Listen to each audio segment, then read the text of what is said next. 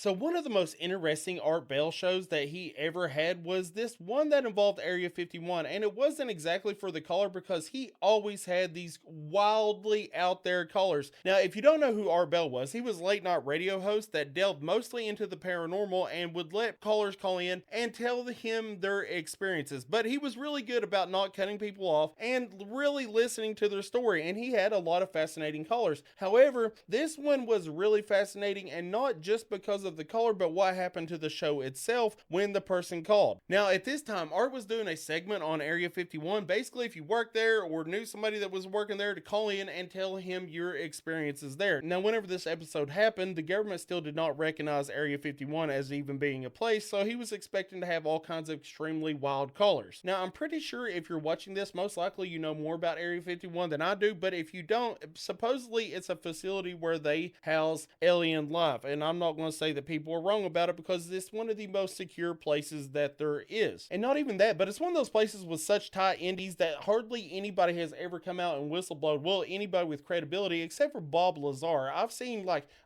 he's one of the few people I believe. I've even seen like the forensics people that are like awesome at reading people's body language, and they are like, yeah, no, it looks like he's pretty much telling the truth. Anyways, getting way off subject, go back to the call. Whenever this guy calls in, very short into the conversation, you can tell that this guy is absolutely distraught. And if he's faking it, he's doing a really good job. But basically, he said that he got medically discharged a week before, and the fact that he's just even coming on the show, he was worried that they were going to triangulate his location. But basically, he comes down and he's telling Art that, hey, what you think of aliens is absolutely not true. They're not extraterrestrial, they're extra dimensional, which is pretty fascinating because that seems to be making its rounds right now. Now, basically, what he was going into was saying that these beings have infiltrated the military and the government, and something bad was coming about, and the military could do something to save people, yet they wouldn't acknowledge that it was a problem. Now, it seems like he was leading up to do some pretty cool stuff whenever there started to be a technical problem. The phone line started cutting out, and you might be like, well, the guy was playing a trick, he was hanging up on Art, but it kept cutting in and out.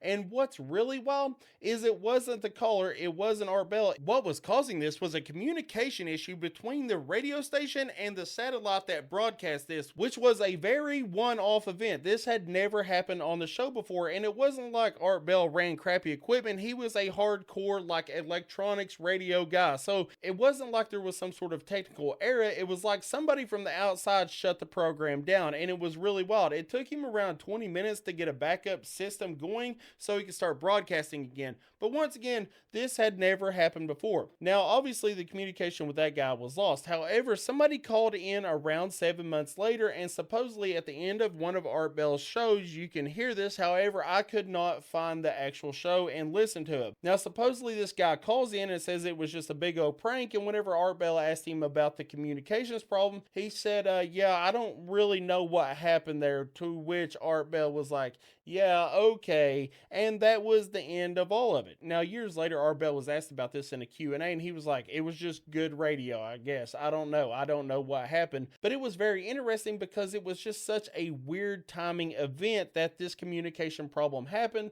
and it's something that had never happened before, and I don't believe it happened afterwards. So it was just really wicked timing. But, a lot of people believe in coincidences. I don't. So, there's that. Anyways, I just found that really interesting and figured I would do a little dive on it. So, if you like that and you want to hear more little dives, feel free to follow if you're into that kind of thing. Okay, have a great day. Bye.